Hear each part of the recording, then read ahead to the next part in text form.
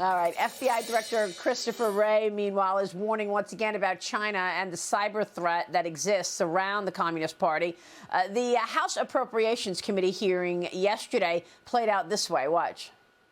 The scale of the Chinese cyber threat is unparalleled. They've got a bigger hacking program than every other major nation combined and have stolen more of our personal and corporate data than all other nations, big or small, combined. If each one of the FBI's cyber agents and intel analysts focused exclusively on the China threat, on nothing but China, Chinese hackers would still outnumber FBI cyber personnel by at least 50 to 1.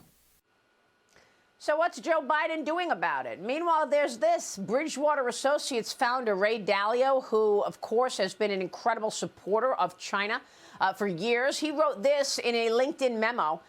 The United States and China are on the brink of war and are beyond the ability to talk, according to Ray Dalio. Joining me right now is American Enterprise Institute Senior Fellow, former Department of Defense and National Security Council staffer, Zack Cooper. Zack, good to have you. Thanks very much. We've been on this China story for years. It's gotten worse and worse over the years. What is your assessment of that threat regarding the hacking and the cyber threat from China? It is remarkable to hear Chris Wray talk about a 50 to 1 advantage for the Chinese in terms of hacking. And, just if you think about the scale of the threat, we've been talking about maybe $200 or $300 billion in intellectual property stolen by China from the United States alone. That's ignoring the other global hacking that China's doing. This is just a massive theft. And, it's sort of remarkable given that the Chinese government keeps saying they want the economic relationship to get back to normal. Well, if the normal relationship looks like China stealing hundreds of billions of dollars in U.S. intellectual property theft, I don't think a lot of Americans want to go back to that kind of normal trading relationship. Yeah, I mean, it's costing hundreds of billions of dollars to corporate America, who are watching their patents get exploited, who are watching, unfortunately, their products made up the same way in China. And then you've got Ray Dalio telling us that China and the U.S. are on the brink of war. Is it not the corporate sector that has been funding the expansion of our number one adversary? Is it not Ray Dalio who's been telling us to buy Chinese stocks of companies that may be tied to the Chinese military and the CCP fusion? And then he comes out and tells us that we're on the brink of war. What is he doing about it? What's your take? Well, first, I just don't think he's right. I actually think that what we've seen is U.S. officials say recently, including the head of the Indo-Pacific Command, that yes, we have to be worried about a conflict, but that they don't see one happening in the near term. Of course, we don't know what's going to happen today or tomorrow, but let's be clear, there's no reason to think we're on the brink of war right now. And the Indo-Pacific commander said, he doesn't think 2027 is some sort of timeline. So I don't know what Ray Dalio is hearing in Beijing, but it's certainly not what U.S. officials are saying. I think what Dalio is probably worried about is that there are going to be restrictions on U.S. investors that are putting money into China, especially into areas that have dual use implications that could go into high-end computing that could eventually help the Chinese military. And I think there's going to be real restrictions coming out of both the White House and Congress that will affect investors like Dalio. Well, I'll believe it when I see it as far as the White House is concerned, given the evidence of a very soft approach on communist China.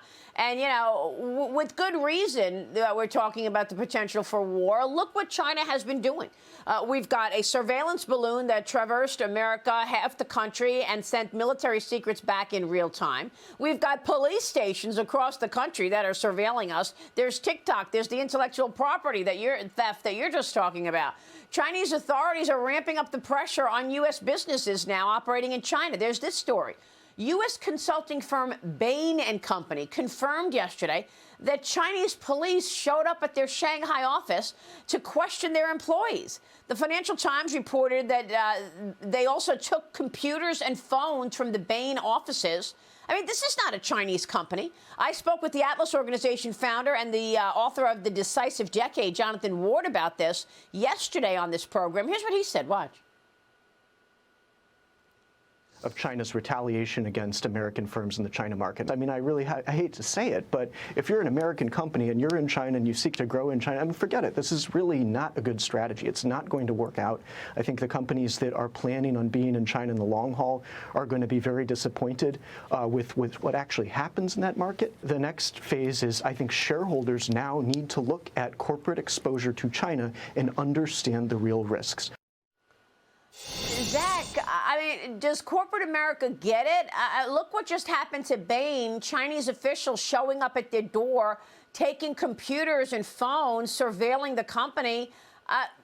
Are American companies operating on the ground in China at risk?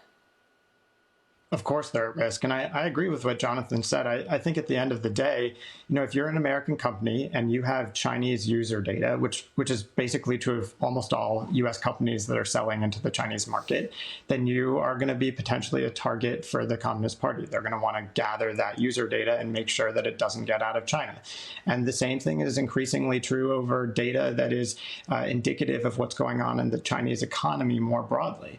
And so, I think what's happening to Bain is happening to other companies. There have been rumors about similar discussions overnight. We saw just in the last few weeks, investigators say they're going to go after Micron. So, this isn't new, but it is a continuing pattern. And if I were a board member of a major company that was selling into China or hoping to use China as a production hub, I would be really concerned about this. And I think we've just seen it step up over the last few years, and I expect that will continue.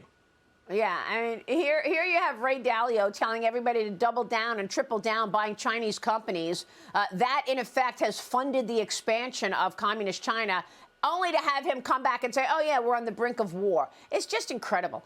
Zach, thank you. Zack Cooper joining us this morning. We're going to keep a spotlight on that one, that's for sure.